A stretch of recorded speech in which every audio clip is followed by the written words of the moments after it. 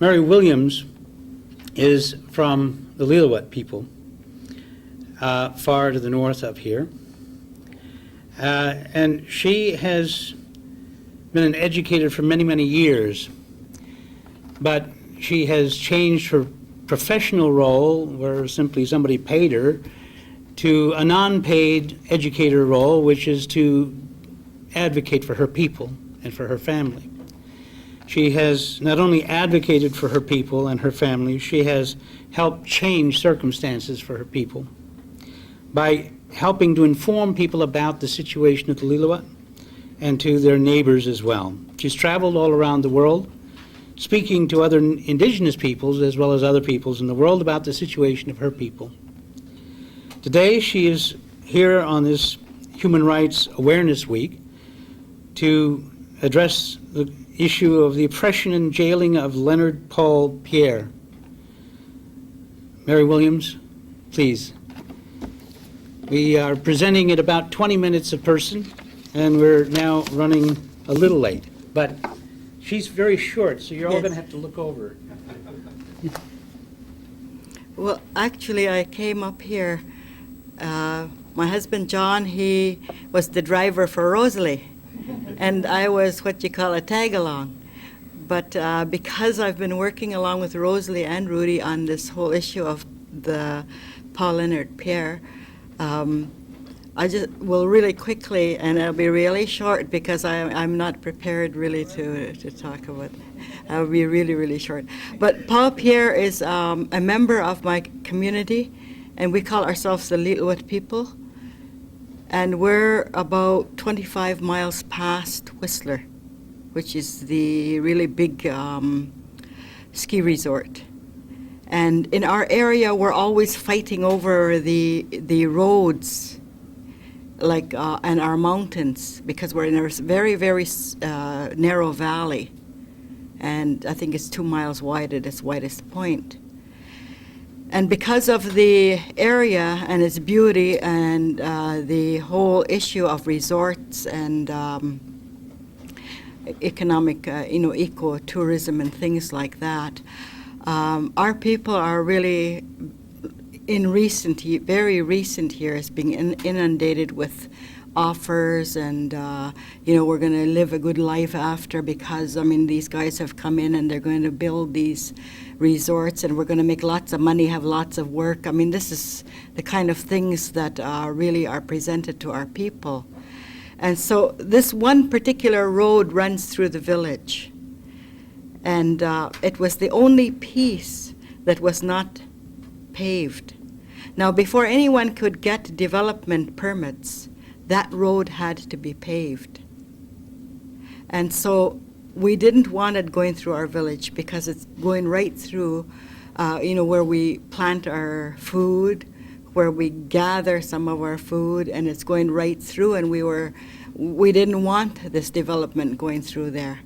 We wanted them to go another way, not right through, because we're sitting on that flat area, it's the cheapest way to go. And when you think of that valley and its width, it goes right through the middle. And so they wanted to take this road. And what they would do, and he explained it really, really well, they come and they say to people, we're going to go consult these people. They'll walk in, plop a big pile of documents, and most of it we don't understand those documents. And then they will go away and they'll tell the government, we've gone and consulted these people. And so when you're talking to someone like Paul, who only lives, his life to feed his children and his grandchildren. And I do that myself. I grow my own food, I grow my own meat, and I've got 10 grandchildren. I've had 9 children and 10 grandchildren, and we live just by what we grow, and we don't have any regular jobs. We don't. I've had a regular job, but like Rudy says, I have given that up, and what I do is I grow my food, because I want to know what's going in my children's mouths. I want to know exactly, what is happening to us, because we've had a lot of problems health-wise, and this whole business of diabetes is really rampant in our community, heart disease, and things like that. And so we sort of moved away from that whole idea of what people are doing right now by going back and trying to say we're going to grow our food. And Paul does this. He grows his own food. He farms. And every year they kept pushing that road further and further onto his property, because their little section that was granted to them back in 1947 kept falling into the river. And so what's happening is that they were pushing onto his property. And Paul became more concerned and more concerned. And so when the chief and council, now these developers would come to the chief and council, they won't talk to a person like Paul, they won't talk to a person like me, because I'm on the same road. They would talk to the chief and council. And they tell the chief and council, we can do this thing for you people. We'll bring in all these things for you. But they don't really talk to us. And so once that they have decided that the chief and council is in agreement, they don't bother with people like us. We have sat on that road. I spent 24 days in jail over that road. Me and along with 52 other people, 11 from my family, because we didn't want them going through there. And we were making our voices, but it doesn't matter. You can spend the rest of your life in jail. They don't care. They're going to get that road. And so finally, on June the 29th, the band had a meeting. And only the chief and council and 68 other people from the village of 1600 was at that meeting. And they quickly just said, we're going to pave the road. And so they raised the road, and so that caused flooding in our area where our gardens are. So we can't grow the kinds of food that we were growing. We can't grow anything because they go underwater. And so Paul decided he was going to charge somebody. And he said he was going to charge the chief and band council, the provincial government, and the federal government. He didn't know how he was going to do this, but he wanted to do this. And when he finally decided to get a lawyer, he has no money. This guy has no money. And chief and councils are the only people that can get money to fight their cases. Individual people in the communities cannot get money from the government to fight their cases. And so I said to Paul, because I'm on the same road, I will, even though I don't really believe in courts myself, because you can't go to court when that court and their people swear allegiance to the Queen, and you are fighting those people. How can those judges turn around and say, well, yeah, we really believe that you can, not be biased and everything else, when you're swearing allegiance to something that we're going to go into court. So, but I did tell Paul, it doesn't matter, you've done it already, I will stand with you, and I will be, if even I'm the sole supporter, try to support you. I finally went running to Rosalie and to Rudy and everybody else, because Paul has been by himself for this. And so we had hoped that we could, earn money so as he can bring his case to court. But we've been running, nickeling and diming it, what we call it, selling this and selling that. And his wife and himself have been trying to bring money to the lawyer, but it's not enough. We have to have more. And that's where it stands right now. But I've been, even though I don't believe in the courts, been in court all year also on other issues, like the children who are apprehended from our homes and who are brought outside to be raised.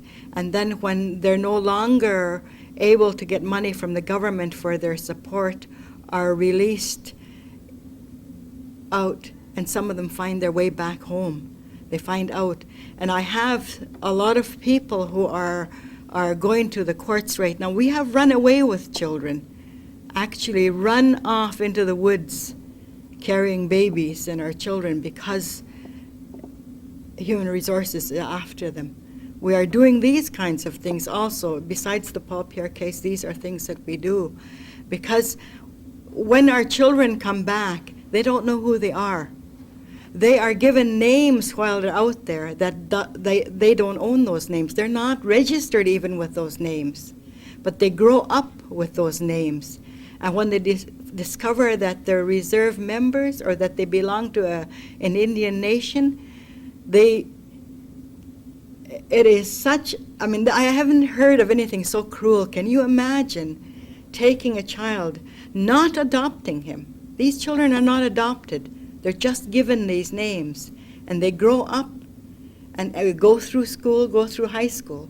And when they get to the age of 18 or 19, they then are told, you know that you're a member of that band over there. You might be able to get help, by going to them to get your university or to go on to further training. And they discover they're not who they think they are. We have several of these in our communities. Now, right now, December 15th was the last day that I was in court because this mother tried to get her 7 children back. And it took 6 years to get them back. The children were growing up while we were fighting to get them back into the house. And these are the kinds of things. Now, if Canada's policy is extinguishment, they are doing it in several ways, and this is one of them. And I begin to think I don't think that they look at us as being human beings. Because how can you do this to people? How can you do these things to people? How can you do this to another human being? I read a lot about Nazis and the Holocaust and everything else because I cannot believe that human beings can do that to human beings. But I do believe, because of what my people have been through, because of what they've done to our children and to ourselves. I'm what we call a boarding school product. I'm a residential school product. And I know what they did to us there. And so those are the kinds of things that people, we're just ordinary people. We just live on our farms. Very few of us have higher education, as you call it, that we can, go to different places and tell people this is what's being done to us. And I don't think a lot of people in academia or in different governments know that these things are happening to us. But if they do they condone it? Because I think people, if they have heart and if they have conscience, would not condone it. But in this country and in Canada, I really begin to believe that they do condone it. And that is the kind of message that we're trying to bring forward now. We must stand up. I tell Paul almost gives up, and I tell him, don't give up, Paul. I says, even, we may not get very far, but surely somewhere something's going to happen. We must not give up. We must continue to stand up. And even, it doesn't matter if they take every cent we own, which isn't very much, or if they, but they're not going to take our kids, and they're not going to take those things that belong to us, which is the land that we grow our food on. They cannot do that. We won't let them. And so we go out and we try to tell other people what is happening to us. Is there really human rights? Are we really human beings? Thank you.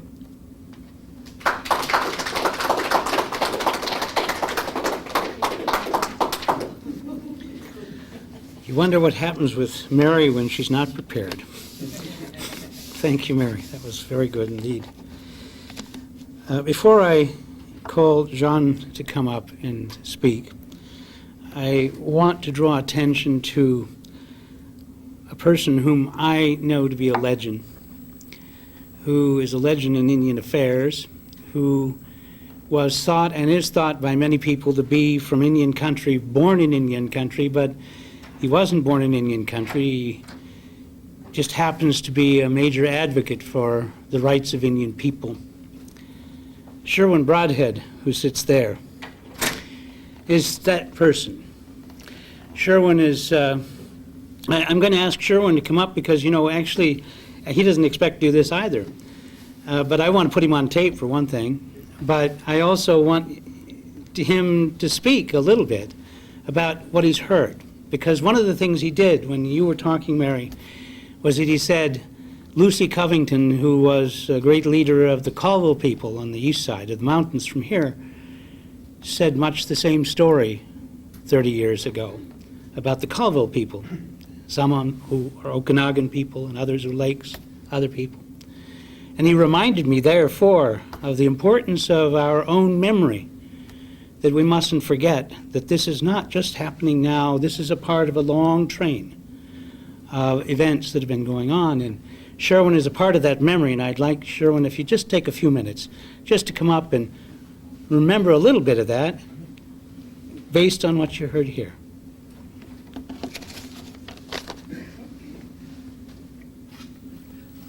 Thank you. I was very impressed with Russell's speech. I'd known Russell very well several years ago, and he was just getting into that wonderful study he's done. And I'm so impressed with what the facts and figures they have.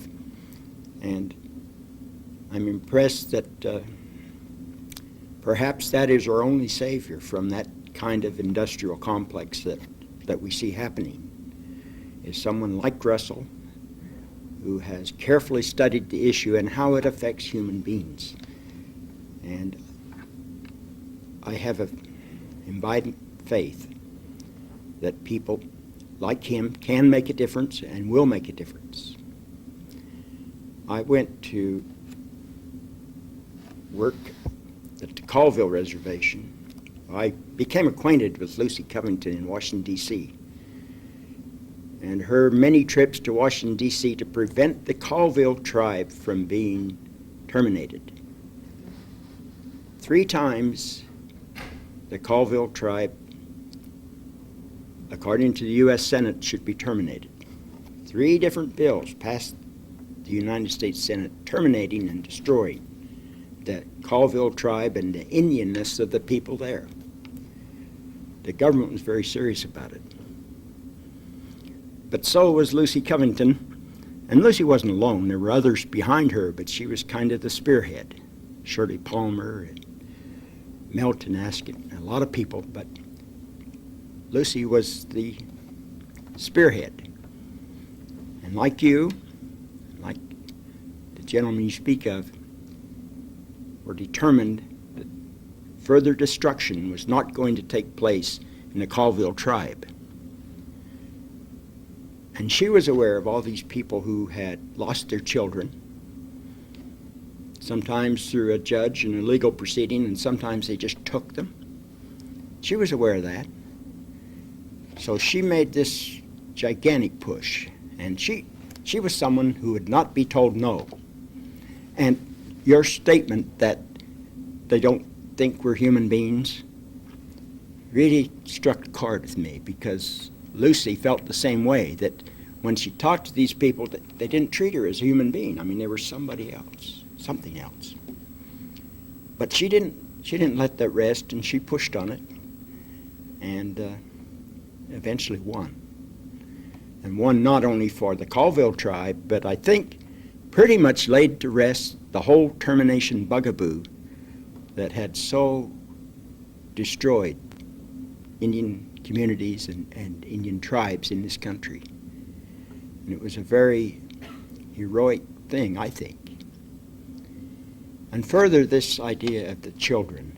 And I had the opportunity after leaving the Colville Reservation, where I was the superintendent of the Bureau of Indian Affairs, and we were able to get a lot of changes. And about that time, the Colville Council turned around, and they had some very invigorating people there, and with help from lots of wonderful people from the other tribes, particularly the Yakima. They were very, very forceful in that. Things changed.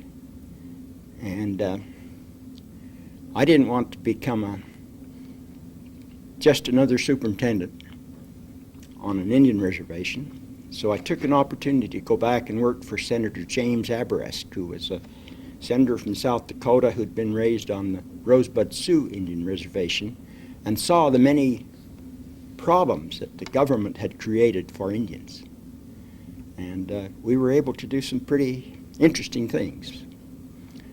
And one of those things was to hold a hearing in the U.S. Senate on this very issue of the taking of Indian children. And it was a very impressive hearing. And it got a lot of press, and I think began to turn the whole thing around as far as children on Indian reservations. We had young children come in who were tearful about their place, and parents and everything, and it was very impressive, and I think kind of turned the corner till eventually we got the Child Welfare Act, and it was. I'm sure there's still problems. I'm not trying to, but at least there's some kinds of interest and handles on them and some resources to deal with it. And I certainly hope that that happens with both the issues that you're talking about. Thank you.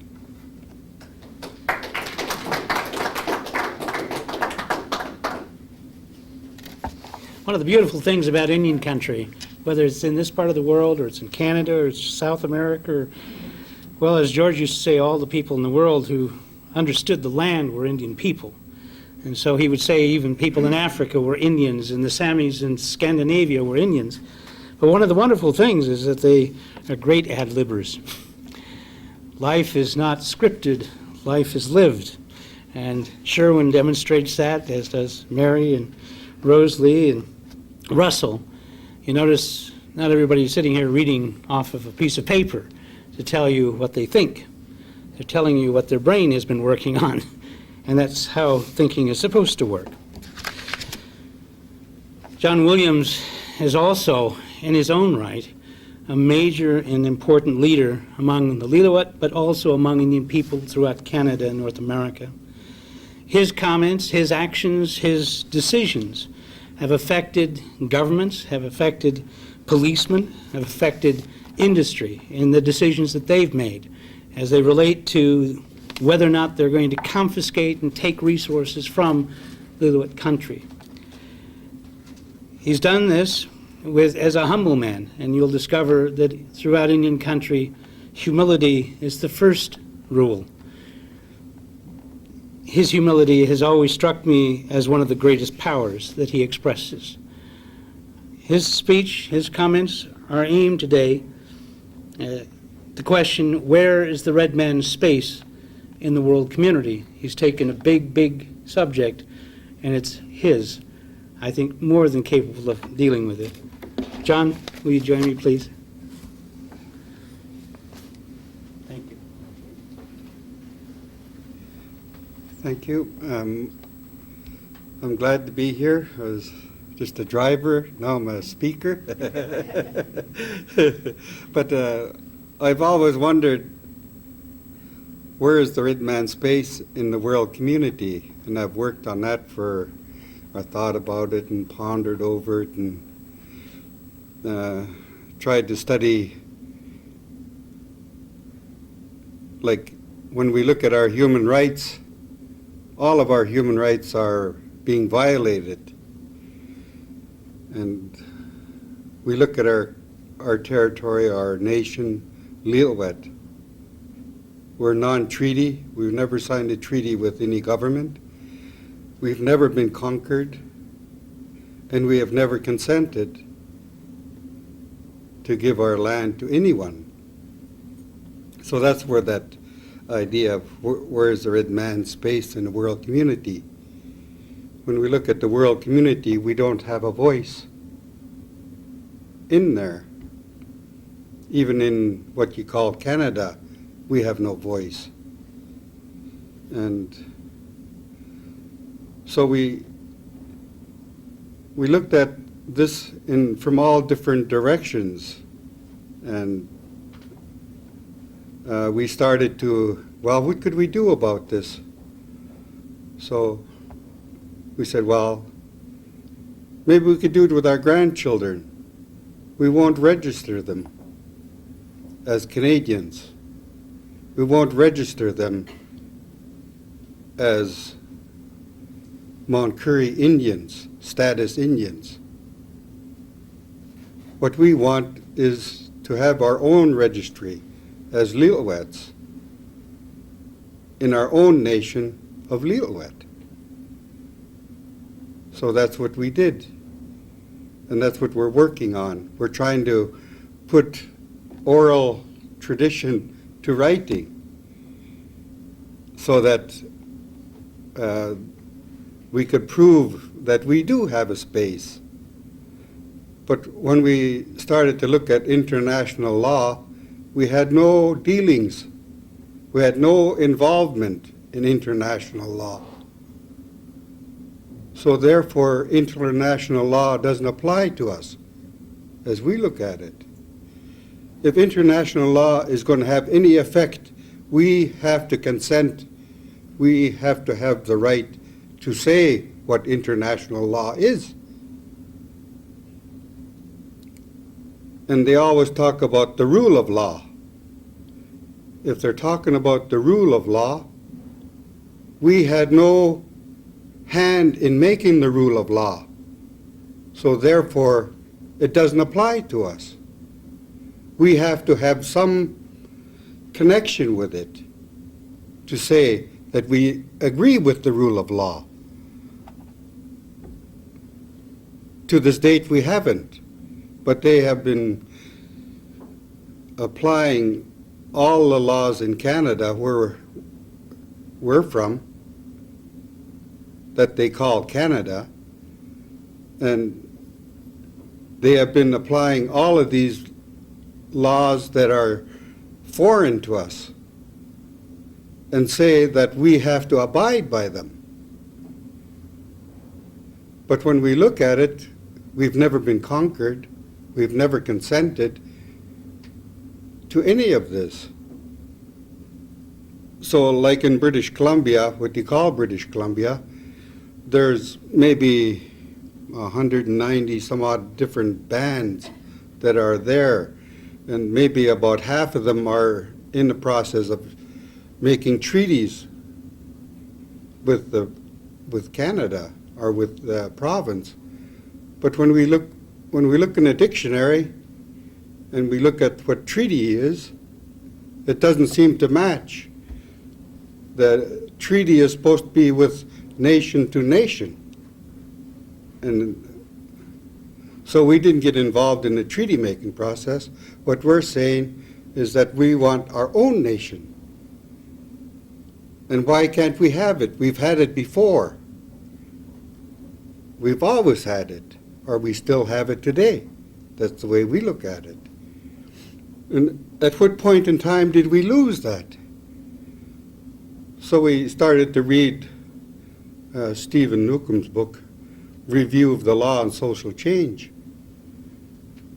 where it stemmed from the papal bulls of Pope Nicholas the Fifth or Sixth, I think it is, where that any Christian that would plant a flag, they would own it.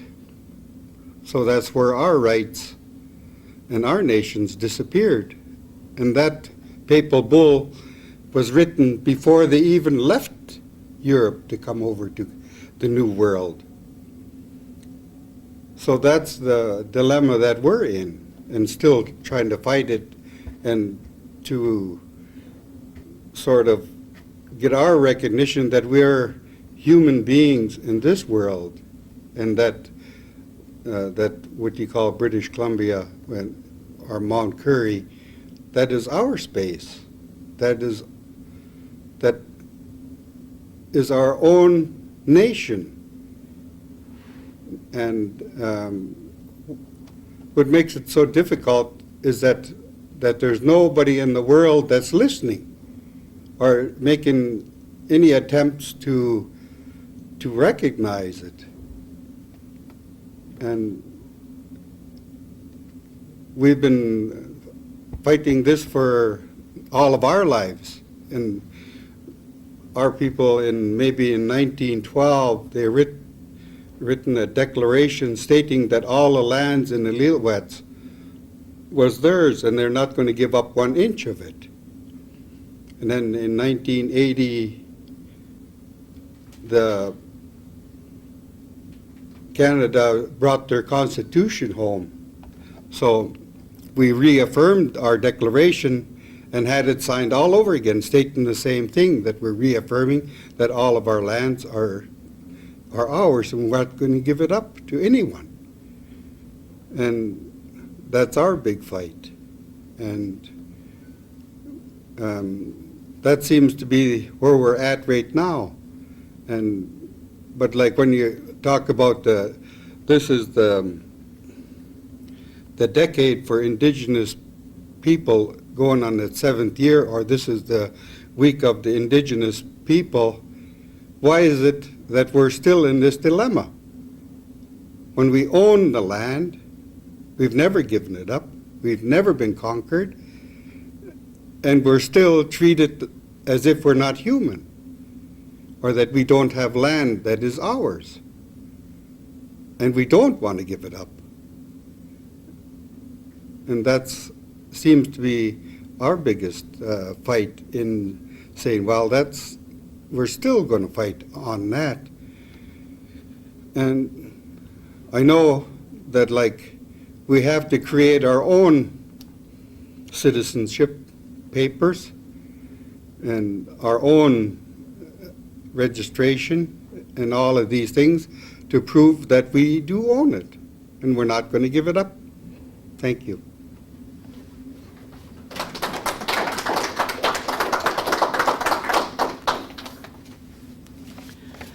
How's your time on that, Christian? Okay. How's your time? Good. Thank you very much, John. As we opened the presentation today, we said that in the course of the last 30 years, the international community has begun to take cognizance of the existence of Native peoples, now called Indigenous peoples. 30 years. It has taken 30 years for a document to sit, as it is now, before the Commission on Human Rights. That's called the Declaration on the Rights of Indigenous Peoples. It does not exist as a legal doctrine. It simply sits now in a commission being argued about. It's been there since 1994. It took 7 years to develop it. It took 15 years of discussion to provide the foundations for the development of it, and now it's taken 6 years over a debate involving 4 terms. 1, are Indigenous peoples people? You may ask, is that a real question? It is a real question. It is the central question of debate before the Commission on Human Rights right now. If they are people, do they have territory? Or if they aren't people, do they have land? And those terms are different and meaningful, because if you have land rights, then those land rights in the terms of the Commission and the international community means that you are a minority, and your right and access to the land is determined by the government of the state. That's how you get a lease to a piece of property. But if you are a people, you own the land outright and you ask no one for the right to use it. you have the capacity and the will to live there unto yourself. The third question before the Commission on Human Rights is, do these people, if they are people, have collective rights or simply individual rights? Important question as well. The people of the Fourth World, as we at the Center for World Indigenous Studies refer to native nations or indigenous nations, observe that the central question really has to do with whether or not the world will recognize whole peoples. And that's what collective rights are about. But for those who are close observers and examiners of the Declaration or the Human Rights Declaration, you will notice there is no provision for collective rights. The Human Rights Declaration, as it was written in 1948, is based on the assumption that everyone will live under the control of a state, and therefore there are only individual rights. There are no collective rights. So, with the Declaration on the Rights of Indigenous Peoples having been drafted by the Working Group on Indigenous Populations, after more than 15 years of debate and thousands of delegations from indigenous peoples appearing in Geneva, one of the questions that remains on the table is, do these nations have collective existence that should be recognized in the international community?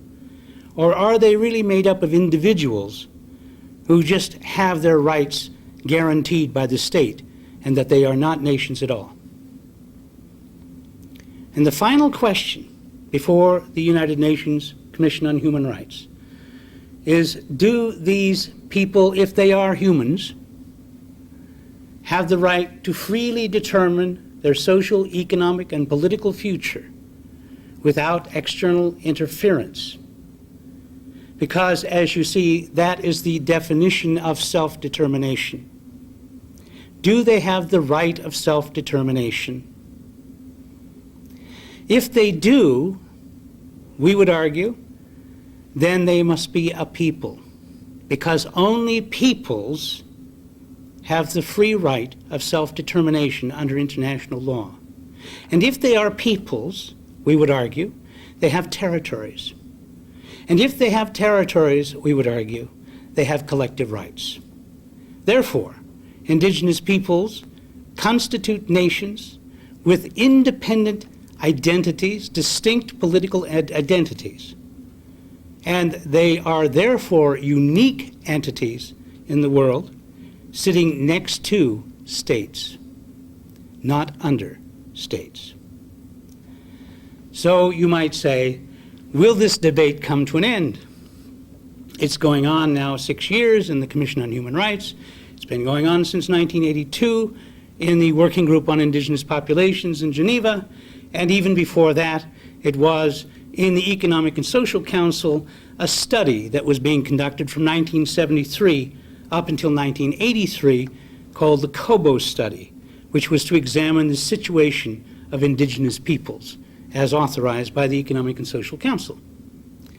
I would observe that not only has this last 30 years seen this debate develop, but the debate actually goes all the way back to the League of Nations, when two questions were before the League. One, what do we do with those peoples who are under the colonial control of mother countries, as they were referred to, in Europe? England, Germany, France, Spain, Holland. What do we do with them? The conclusion was made by the League of Nations and ultimately carried out by the United Nations was that they were colonized people and that they should become free and independent. After that conclusion was made in 1948, important year, many new states were created, all throughout Africa, all throughout Asia, Melanesia, even in parts of South America and the South Pacific. In fact, most states in the world are no older than 50 years. Okay? The second question, though, before the League of Nations was, what then do we do about those peoples who are inside existing states? What are these existing states? Well, France, for one. France had 10 distinct nations inside, one of which was French. Others were known as the Occitans, the Bretons, the Alsatians, Walloons, all non-French peoples. What are French? Franks. What are Franks? Romance language speakers or Germanic population. Same question was asked about the Spaniards. Who are the Spaniards? 12 different nations inside the Iberic Peninsula. One of them, Catalonians. Another one, Galicians. A third one, Euskadians. And there are more. The question there was asked also about what do you do about this territory that we're now going to call Yugoslavia? Many different peoples inside a common state. The question had to do with whether or not they agreed to be a part of that state or not. Did they consent? Of course, since the League of Nations only had 32 members at the time, and there were only 32 states and empires in the world at the time, and they were, after all, the ones about whom this question was asked, decided that this internal question should be set aside and not discussed at all.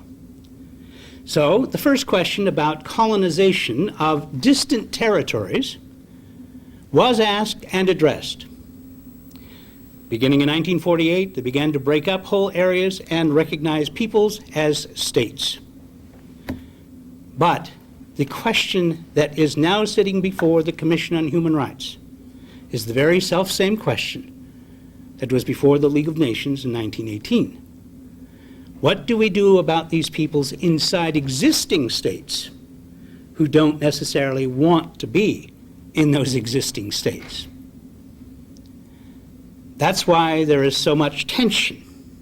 That's why the debate, frankly, has not surfaced, because there is such a great threat that what happened to what we now understood historically to be the Union of Soviet Socialist Republics will happen to many other states, like Canada, like the United States, like Peru, like Brazil, like Australia. The list goes quite on, because those are states inside of which we find fourth world peoples who have not decided to be inside those states and who wish to freely choose their social, economic, and political future without somebody else telling them what that future is. That's the central debate of human rights among the fourth world peoples, the indigenous peoples in the world, and here in your own neighborhood. Thank you very much for coming today.